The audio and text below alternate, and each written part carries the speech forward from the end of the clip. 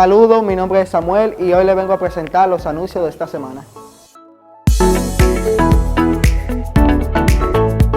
Los lunes tenemos oración vía WhatsApp de 9 a 10 de la noche. Martes, discipulado vía a nuestras redes sociales, tanto Facebook como YouTube. Los miércoles tenemos estudio bíblico para los nuevos creyentes y cultos para damas, ambos vía Zoom.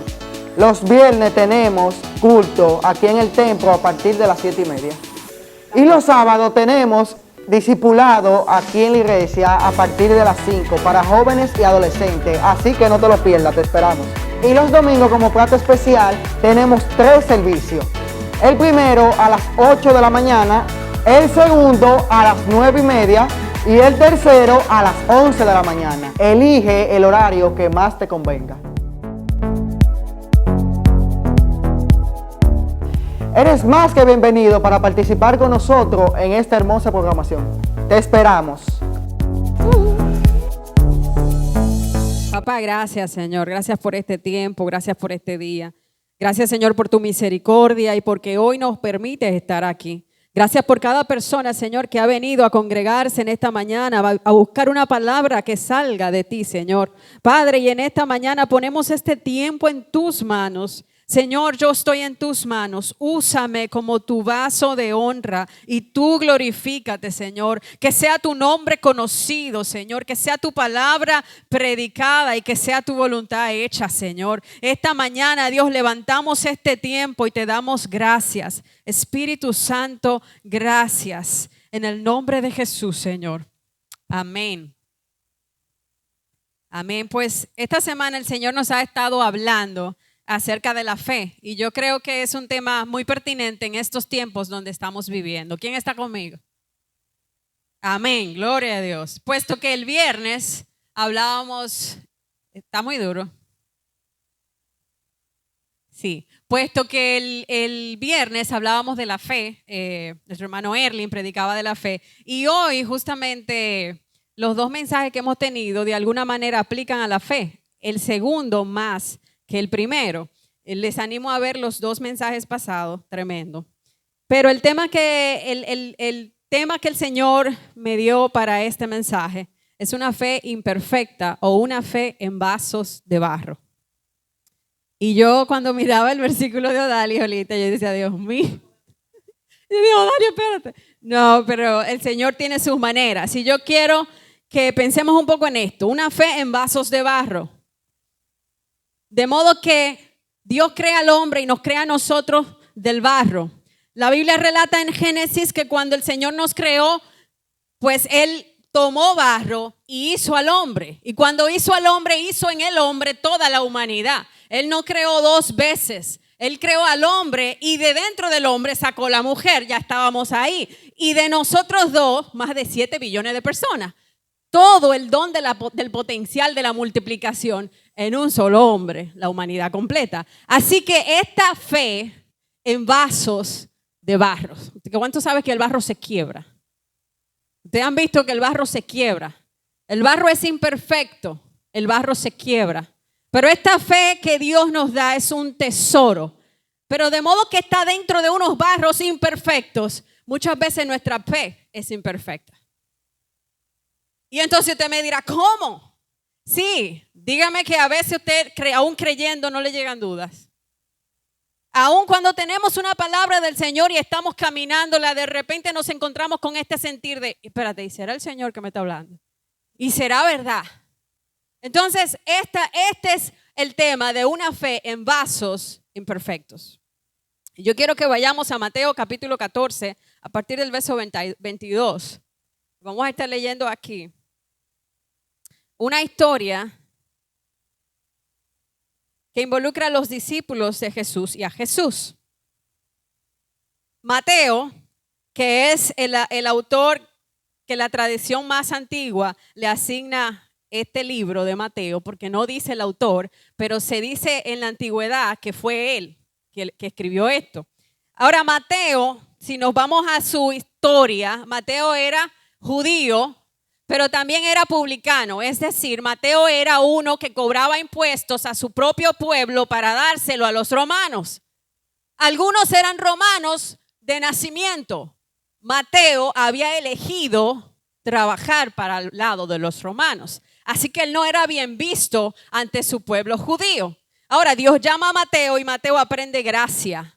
Porque Jesús, el Mesías que el pueblo había estado esperando, pone sus ojos en uno que el pueblo estaba rechazando. ¿Cuántos se han encontrado en una situación donde tú dices, nunca Dios me va a perdonar esto? Nunca Dios va a aceptar esta persona. Y Dios te llama de donde tú estás para convertirte en lo que tú todavía no sabes que vas a hacer. Y eso es fe. La fe es estar convencido de que existe algo que todavía no ves.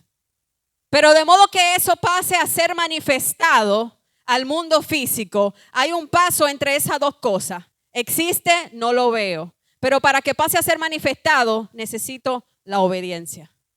Y Mateo en este proceso, caminando con Jesús, yo creo que aprendió también obediencia. Yo creo que también su fe fue tocada. Yo creo que sus orígenes fueron removidos. Y entonces Mateo, que trabajaba con dinero, yo pienso que él era muy detallista. Si ustedes se dan cuenta, el único de los evangelios que menciona la descendencia de Jesús, Jesús vino de fulano y fulano de fulano y fulano de fulano, es Mateo. Creo que él era una persona muy detallista que hacía unos reportes financieros con excelencia probablemente y que le gustaban las cosas detalladas. Entonces, él es el único que relata esto en esta historia. Juan cuenta la misma historia, Marcos cuenta la misma historia, pero no mencionan este relato específico que vamos a ver. Así que dice, en el nombre del Padre, del Hijo y del Espíritu Santo, dice, enseguida Jesús hizo a sus discípulos entrar en la barca. Ahí yo me paro porque inmediatamente me dicen enseguida, yo tengo que devolverme y mirar qué fue lo que pasó, que dijeron enseguida de qué. Eso soy yo, súper curiosa. Enseguida, había pasado dos sucesos trascendentales antes que este.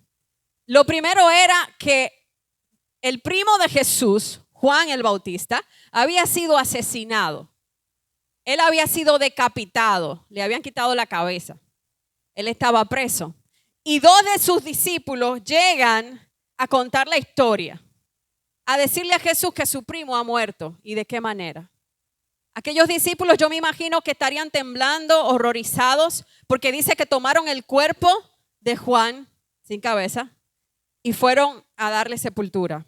Y estas imágenes debieron estar repetidas en su mente cuando le dieron la noticia a Jesús. Y Jesús, esta noticia debió impactarlo. Después de esto, Jesús mira a su alrededor y dice, Dios mío, pero ¿y esta multitud? La gente se había juntado para escuchar a Jesús porque se había regado la voz de que todos los enfermos que venían eran sanados, de que todos los cautivos endemoniados que llegaban eran libertados, de que este hombre era el Mesías esperado y que no solamente estaba hablándole a los judíos, pero también a los que no eran judíos. Así que esta multitud se juntó, una multitud de diferentes pueblos, no solamente judía, para escuchar lo que Jesús tenía que decir. Y dice la Biblia que Jesús tuvo compasión de ellos y comenzó a predicarle la palabra. Cuando terminó, a mí me impacta mucho que dice, enseguida Jesús hizo a sus discípulos entrar en la barca e ir delante de él a la otra ribera. Entre tanto que él despedía a la multitud. Me tocó esto porque aparte de que era una multitud, Jesús trabajaba de manera personal. Él no solo puso a los discípulos a despedir la multitud. Jesús no solamente había alimentado físicamente a esta multitud, pero también se encargó de despedir a la multitud. Él quiso verles sus rostros y bendecir sus días. Cuando terminó esta jornada, que probablemente duró unos 2 días de ministración, y por eso tuvo Jesús que proveer alimento para ellos, Jesús decidió despedir la multitud personalmente. Y él hizo que sus discípulos se fueran adelante en una barca. Despedida la multitud, subió al monte a orar. Y cuando llegó la noche, estaba allí solo. Subió al monte a orar. Fíjate una cosa.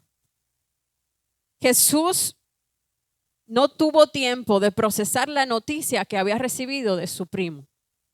Pues cuando esta noticia le asalta, él está en el medio de un propósito. Diga conmigo propósito. Propósito. A veces hay cosas que sentimos que no están malas, pero no es el momento de procesarlas con Dios. A veces el propósito que Dios nos ha llamado es mayor que nuestra propia existencia. Por eso no se trata de lo que estamos sintiendo, sino de lo que Dios me quiere haciendo en este momento. Y Jesús termina su predicación y se aparta a orar. En este momento yo creo que había muchas cosas encontradas en Jesús. ¿A dónde vamos nosotros cuando necesitamos consuelo? Es mi pregunta. Porque Jesús no fue a los discípulos, Jesús mandó a los discípulos adelante. No quiero estar con ustedes, suena raro, pero no quiero. Quiero estar a solas con Dios. Jesús no fue a la multitud para que lo acompañara y él mostrarle su dolor. Jesús tornó su rostro al Padre en soledad. ¿A dónde vamos nosotros cuando nos sentimos desconsolados? Cuando estamos cansados, cuando de alguna manera necesitamos consuelo. Vamos al amigo, vamos a la gente y sabes que por eso terminamos mal muchas veces, porque a veces está bien y la compañía es buena, pero hay momentos donde Dios es el único que puede realmente consolarte. Hay momentos donde Dios es el único que puede realmente reavivarte y es a Él donde tenemos que ir, pero a la mayoría de nosotros se nos hace difícil estar en soledad. Y si estamos solos, prendemos el radio para ni siquiera escuchar los pensamientos que tenemos. Porque no estamos acostumbrados y no se nos ha enseñado que estar solos no es malo. Muchas veces es lo que necesitamos para sanar. Dejar que Dios trabaje en la soledad en nosotros. Y dice la palabra del Señor que llegó la noche y Él estaba allí solo. Y la barca estaba en medio del mar, azotada por las olas, porque el viento era contrario. Mateo dice que la barca estaba en el medio del mar. Juan dice que la barca estaba a unos 25-30 estadios de distancia de la orilla. Un estadio en aquel tiempo eran como 180 metros. Si hacemos los números, 180 metros por 27, más o menos un promedio, estamos diciendo que eran como 6 kilómetros de la orilla. Esta barca no estaba cerca de la orilla. Esta barca había dejado la orilla hacía rato. Y ya era de noche. Y era azotada por las olas porque el viento era contrario. Me impacta porque cuando habla de azotar, habla de golpear con violencia. Y la barca que los protegía estaba siendo golpeada con violencia. Yo no sé si alguna vez tú te has sentido que eso que te protege, que eso que te da seguridad, de alguna manera está siendo golpeado con violencia. De alguna manera, eso que tú sientes que te protege de lo de afuera, que te permite estar vivo, está siendo golpeado con violencia. No sé si es un trabajo, no sé si es un sueldo y cuando tu sueldo tambalea, de repente tambalea tu vida con él. No sé si es una relación y de repente cuando sientes que esa relación es golpeada, la vida entera se te cae con la relación. No sé si es una persona, no sé si es una casa, yo no sé qué sea eso, que cuando tú sientes que es golpeado, tú sientes que tu vida entera se golpea con ello. ¿Por qué Jesús permitió que ellos fueran delante y que la tormenta les sorprendiera en el mar, donde no había orilla para ellos salir corriendo? ¿Por qué Jesús permitió que la barca fuera azotada con violencia, aquello que proveía cierta seguridad a los discípulos? Yo creo que había un propósito para esto, porque dentro de Dios nada pasa por coincidencia, sino que Dios nos permite muchas veces vivir situaciones en las que las cosas en las que nosotros confiamos para guardar nuestra vida son azotadas con violencia y muchas de ellas hasta nos son quitadas. ¿Están conmigo? Y sigue diciendo, más a la cuarta vigilia de la noche, esto era entre las 3 y las 6 de la mañana, vamos a decir 4:30, no sé, pero entre estas 3 horas, Jesús vino a ellos andando sobre el mar. Ahora, fíjate que pasaron unas horas entre que fue de noche y que ya era casi amaneciendo, ya era de madrugada avanzado. Estos discípulos tenían rato haciendo fuerza en contra del viento. Pero antes de eso, ellos habían servido a una multitud de 5,000 personas, solamente hombres, sin contar mujeres y niños. Ellos estaban exhaustos, estaban cansados. Y es que a veces las pruebas de la vida nos sorprenden en un momento cuando tú dices, Señor, pero yo estoy trabajando para ti. Señor, pero es que estoy cansada y es que he puesto mis fuerzas en ti. He hecho todo lo que me has mandado. Servimos a la multitud. Recogimos todo. Nos montamos en la barca y aún así luchamos con el viento y a esta hora ya estamos exhaustos. Jesús vino a ellos andando sobre el mar. Yo me pienso en esto y pienso en el contexto y yo pienso que había allí una oscuridad espantosa. Primero, la bombilla no había sido creada.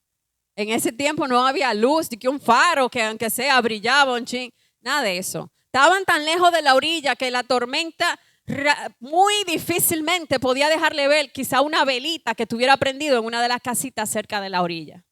Yo creo que ellos no veían ninguna luz. Yo creo que estaba todo tan oscuro, tan turbio, era todo agua abajo, agua en los lados y agua que venía de arriba, que ellos no podían ver.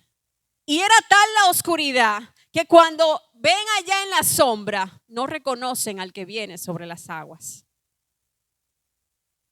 Yo creo que la única luz que ellos tenían y que venía abruptamente, de repente e inesperado, era la luz de un relámpago. Y con la luz de un relámpago usted espera un trueno, un sonido, ¿sí o no? Y cuando eso suena, a veces nosotros nos espantamos. Imagínate esta barca que tiene horas en contra del viento, que no ven una sola luz, que de repente ilumina un trueno y ellos ven una sombra que viene caminando allá en las olas. Yo no sé ustedes, pero yo fácilmente me hubiera tirado. No sé, yo no sé lo que hubiera hecho. Una fe imperfecta, una fe en vasos de barros. Pero algo quería Dios mostrarle a ellos. Así que ellos ven a Jesús que viene caminando, pero no saben que era Jesús. Recuerden que los discípulos estaban viviendo la historia y ellos no sabían cuál era el final de la historia. Ellos estaban en una barca que no sabían si sus vidas iban a ser salvadas de la situación en la que estaban. Y muchos de nosotros a veces parece que la vida nos sorprende con una tormenta tan fuerte que no vemos una sola luz. Aunque hemos obedecido lo que Dios nos dijo que hiciéramos. Aunque Dios nos hizo entrar en esa barca y parece que esta barca fue un error. Porque parece que mi vida se pierde en medio del mar. A veces las tormentas de la vida nos sorprenden en medio del mar. Y no podemos mirar casi nada. Y para poder mirar a Jesús tenemos que volver adentro y enfocarnos en Él. Porque si miramos todo lo que está pasando, difícilmente podemos encontrarle. Pero tenemos que detenernos, centrar, mirar adentro y encontrarlo a Él. ¿Qué dijo Jesús? ¿Dónde está Jesús en esta situación? ¿Dónde está Jesús en esta situación? Déjame decirte que el mismo Dios que abrió el mar rojo y las aguas en aquel momento hacían alusión a pruebas, a tempestades. Pero ahora Él no solamente abría camino a través de la tempestad, ahora Él caminaba encima de la tempestad. Óyeme, el que gobernaba las aguas venía sobre ellas. Así que ellos dicen en el 26, y los discípulos, viéndole andar sobre el mar, se turbaron diciendo, ¡un fantasma! Y dieron voces de miedo. Acuérdense que acababan de matar a Juan. Yo no sé qué tenían estos discípulos en la cabeza, pero estaban atormentados. Había muchas cosas en su alma en este momento. No solamente matan a Juan, Jesús los envía solo, pero la multitud que Jesús les predicaba no era judía solamente, y esto para un judío debió ser un problema. Porque para ellos el Mesías era de los judíos y tenía que liberarlos a ellos, de los romanos y de todo el mundo. Pero Jesús estaba ahí predicándole también a los soldados romanos que estaban por alrededor. Entonces yo no sé qué estaba pasando en el interior de estos discípulos. Pero Jesús viene a ellos y ellos dicen un fantasma y dieron voces de miedo. Pero enseguida Jesús les habló diciendo, tened ánimo, yo soy. Y esta palabra yo soy es la misma que usa Dios para revelarse a Moisés cuando le dice yo soy. Señor, ¿y qué diré? ¿Quién me envía? ¿Qué le diré a Faraón? ¿Quién me envía? Dile que yo soy, te envía. Yo soy todo lo que tú necesitas que yo sea. Y Jesús está revelando su esencia de Dios. Él dice, tranquilos, no van a morir, yo soy. Tranquilo que aunque ese trabajo te tambalee ahora, yo soy. Tranquilo que aunque esa relación parece que no tiene futuro y que tu familia se va de pique, yo soy. Tranquilo porque no importa lo que estás viviendo, yo soy. ¿Y sabes qué? El agua que te azota está bajo mis pies. Porque el agua que te azota, yo camino sobre ella y ella me obedece. Nada de lo que te acontece toma a Dios por sorpresa. Dios construye nuestra fe. Y Dios sabe que somos vasos imperfectos. Pero nosotros a veces no lo sabemos. Y es importante encontrarnos de frente con lo que realmente somos para dejar que Él nos transforme en lo que Él quiere que seamos. Entonces, en el 28, le respondió Pedro y dijo, Señor, Señor. Fíjate que en medio de esto siempre hay uno como que va más para adelante. Y a mí me llama la atención que Pedro dice, Señor, si eres tú. No sé si esto salía de fe o si salía de mucha fe, no sé. No sabemos bien por qué Pedro pregunta esto, pero yo sí sé que su pregunta lo llevó a crecer. A veces somos tan hipócritas que no nos atrevemos ni a preguntarle a Dios lo que realmente ya hace rato nos hemos preguntado muchas veces, como si Dios no supiera. Señor, si eres tú. Espérate, yo vi que tú hiciste milagro, yo vi que resucitaste a Lázaro, yo vi que libertaste, yo vi que la mujer del flujo de sangre, yo vi, pero Señor, si eres tú. Parece que esta situación de alguna manera me ha turbado. Si eres tú, manda que yo vaya a ti sobre las aguas. Y yo me imagino que para un pescador no había nada más interesante que caminar en el agua. Porque Pedro, ¿usted alguna vez ha intentado caminar en el agua? Yo sí, de niña yo lo hice, porque yo había leído la historia. Ahora yo me imagino que Pedro, de pescador, tranquilo que yo no caminé, yo me hundí. Claro, obviamente, eso fue un momento específico ahí. Pero yo me imagino que Pedro, como pescador, había estado acostumbrado a estar en el mar de noche. Había visto algunas tormentas, pero nunca había visto a alguien caminando en las aguas. A Pedro lo que más le sorprendió no era el relámpago, no era la oscuridad, no era el agua. A Pedro lo que más le sorprendió no era que la barca se anegaba, se movía y casi se rompía probablemente. A Pedro lo que más le sorprendió es que él caminaba sobre las aguas. Y este que caminaba sobre las aguas debía ser otro, no debía ser otro que Dios. Así que él le dice, si eres tú, manda que yo vaya a ti sobre las aguas. Porque si tú haces eso, habrás hecho lo que nunca nadie ha hecho. Y Dios le dice, entonces Jesús le dice, ven. Y me impacta porque Pedro desciende de la barca a caminar una palabra que Dios le dio. Fíjate cómo una crisis lleva a Pedro a hacer algo que ningún humano había hecho, aparte de Jesús. A veces nuestras crisis son el escalón, son el eslabón, son el trampolín que necesitamos para hacer lo que nadie más ha hecho. Porque a veces en nuestra crisis sale realmente nuestra esencia. A veces hay que tener una pasta. ¿Usted ha visto una pasta dental cuando uno le exprime ya hasta que no le queda nada? Usted nunca ha visto una abierta que uno la abre y que déjame ver si le sale chin. Entonces, pero mientras haya pasta, sale pasta. Pero hay un momento donde usted la abre y hace lo que usted quiera y no hay nada. La esencia.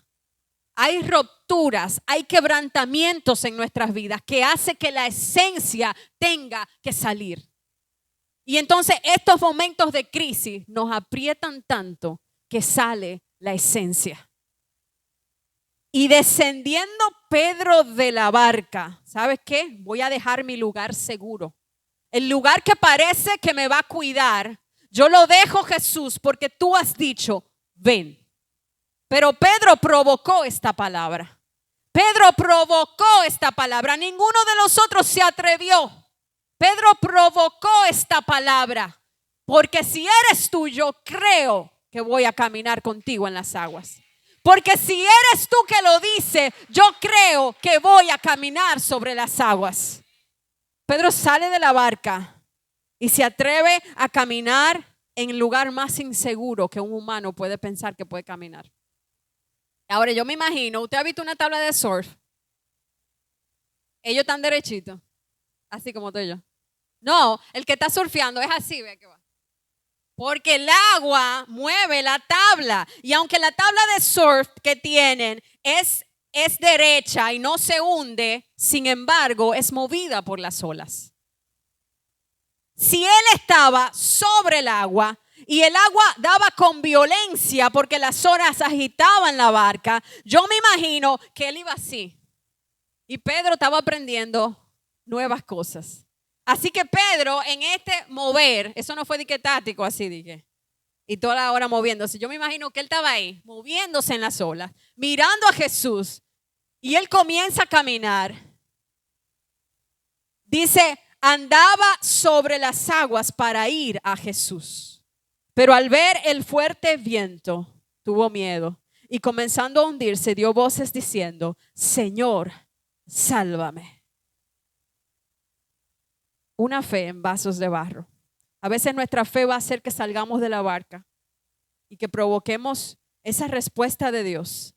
Que salgamos de la barca y que comencemos a caminar esa palabra que Dios nos ha dado. Pero aún caminando esa palabra, muchas veces la duda nos va a llegar. Muchas veces será posible que miremos alrededor y nos fijemos más en el agua que cae, en la tormenta que cae, que en el Dios que me dio la palabra para caminar sobre las aguas. Quizás Dios te habló de emprender un negocio, iniciaste el negocio, pero de repente ya iniciaste y sientes que las olas te tumban el negocio. Yo quiero decirte que confíes en la palabra que Dios te dio. Y aun si tu fe es imperfecta en este momento, Dios puede salvarte. Fíjate que en medio de esta situación, él caminando la palabra que Dios le dio, le asaltó la duda. Porque por un momento sus ojos fueron puestos en aquello que era temporal y no en el maestro que le había dado la palabra de caminar. Y Pedro comienza a hundirse y los discípulos están viendo esto y comienza a gritar, Pedro, Señor, sálvame. Al momento, lo primero que hizo el maestro fue que extendió la mano, lo tomó, lo levantó y lo confrontó. Hombre de poca fe, ¿por qué dudaste? Hombre de poca fe, ¿por qué dudaste? Yo creo que había algo en el corazón de Pedro que Dios estaba trabajando con este evento. Y era necesario que ellos se fueran adelante. Y era necesario que Pedro viviera esta experiencia. Y era necesario que las olas azotaran la barca y que Pedro denunciara esta palabra, provocara una respuesta, comenzaba a caminar sobre las olas y comenzara a hundirse. Yo creo que era necesario porque había algo en la fe de Pedro que estaba siendo trabajado. En nuestra propia fe hay muchas cosas que Dios está trabajando. Nosotros ninguno somos perfectos y así como Pedro en muchas ocasiones de nuestra vida vamos a sentir que nos estamos hundiendo. En muchas ocasiones de nuestra vida vamos a sentir que el agua nos está ahogando, que ya no estamos caminando la palabra de victoria que Dios me dijo que iba a ser. Que de repente, aunque Dios me dijo vas a ser una maestra, ahora tengo problemas porque ni siquiera estoy entendiendo lo que dice la palabra, o quizás ni siquiera me siento tan ungida como me sentía al principio y estoy dudando. ¿Será que soy tan inteligente para entender esto? ¿Será que sabré? Y Dios te dice, te vas a hundir si sigues mirando lo inteligente que eres. Porque no se trata de ti, Pedro. Se trata de mí. Y cuando te estés hundiendo, vas a conocer mi gracia. Vas a conocer mi gracia, que será suficiente para volver a levantarte. Porque no te voy a dejar morir. Porque aunque tu fe es imperfecta, yo estoy contigo. Dios le dice a los discípulos en otra ocasión, óyeme, la fe como un grano de mostaza. No tiene que ser gigante como una semilla de mango, ni como una de aguacate, como una de mostaza, una semilla de mostaza. Tu fe solamente tiene que ser. No tienes que ser perfecta. Solo cree y camina y camina. Y si te hundes, clámale y Él te levanta, pero camina y vuelve a levantarte y vuelve a caminar. No tienes que ser perfecta tu fe, Él la va a usar. Una fe imperfecta te va a hacer salir de la barca, te va a hacer caminar sobre las aguas, y cuando te estés hundiendo va a hacer que el maestro te salve y conozcas una nueva etapa de Dios. Porque nadie más experimentó a Dios de esta manera que Pedro en ese momento. Jesús estuvo tan cerca de él. Jesús estuvo en su momento de peligro, porque realmente su vida corría peligro. Quiero concluir con este verso que está en 2 de Corintios 4:7. Y dice, bien, gracias. Dice, pero tenemos este tesoro en vasos de barro. O sea, este tesoro que es la fe. ¿Sabes por qué es un tesoro? Porque puede provocar que las cosas que no se ven, pero sí existen, se manifiesten en el mundo que sí se ve. Eso es la fe. Las cosas que no se ven, pero que sí existen. El problema es que tú tienes que llamar a la existencia aquello que ya existe. Porque a veces estamos llamando a la existencia cosas que no existen, que son tus deseos propios, pero Dios nunca te ha dicho que eso es para ti. Pero hay cosas que existen y fueron creadas y ya Dios las designó para ti, que están ahí y Dios quiere que las llames a la luz. Entonces este tesoro que provoca que se manifieste en el mundo natural lo que pasa en el mundo espiritual, está puesto en nosotros, que somos vasos de barro imperfectos. Ahora, hay una historia que dice que la vasija, había un alfarero trabajando una vasija y la vasija se echó a perder en las manos del alfarero. Este vaso de barro se va a romper algunas veces. Este vaso de barro que somos nosotros se va a romper algunas veces.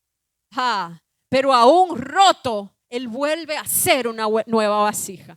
Aún cuando nos rompemos, Él vuelve a ser una nueva vasija. ¿Sabes por qué? Porque nuestra fe, aunque fue imperfecta, fue en Él. No creímos en otra cosa. No creímos en la barca, ni en el trabajo que teníamos, ni en el salario que nos cuidaba, ni en la relación que teníamos con tal persona. Pusimos nuestra fe en Él. Y comenzamos a caminar, y aunque nos asaltó la duda, clamamos a Él y Él nos levantó. Y aunque se rompió la vasija en las manos del alfarero, se rompió, no en otro lugar. Y el alfarero volvió a formarla. Así que tenemos este tesoro en vasos de barro,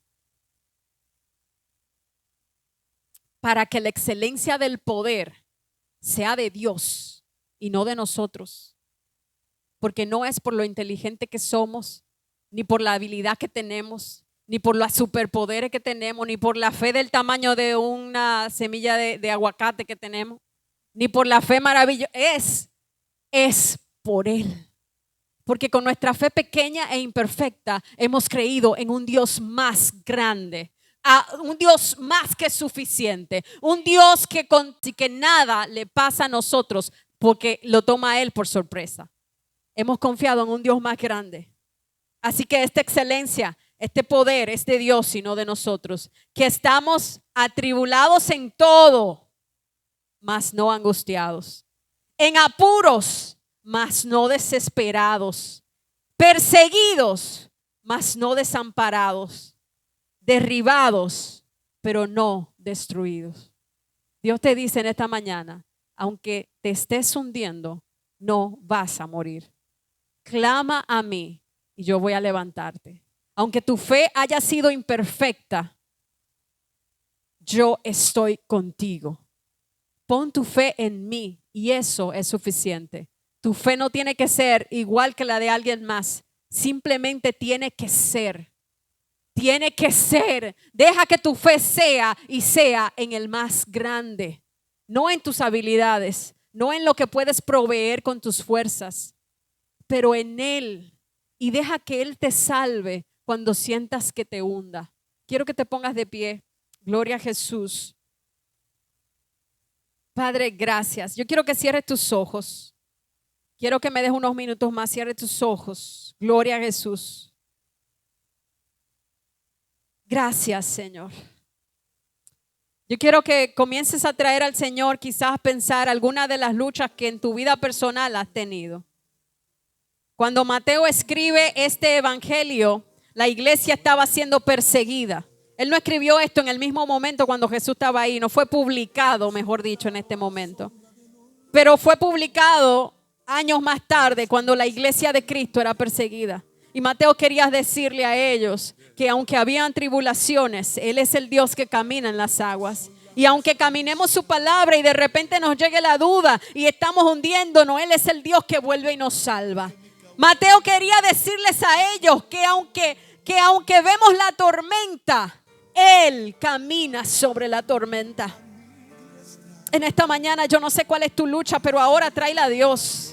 Dile, Señor, mira, esta situación yo siento que me hunde, yo siento que me afecta, que me cambia el ánimo, que me hace sentir derrotado, que me hace sentir destruido cuando no lo estoy. Dile al Señor y ponlo en las manos del Señor, porque solamente su gracia, su regalo no merecido, su regalo que no podemos pagar, es aquello que nos ha sostenido hasta aquí. No son nuestras buenas habilidades ni nuestros dones. Es la fe en Él y una fe en vasos de barro.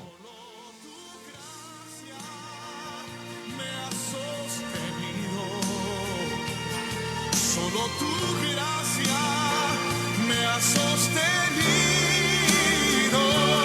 Tú me has hecho comprender que no tengo que temer. Gracias. Que mi fe es suficiente y vencer. Gracias.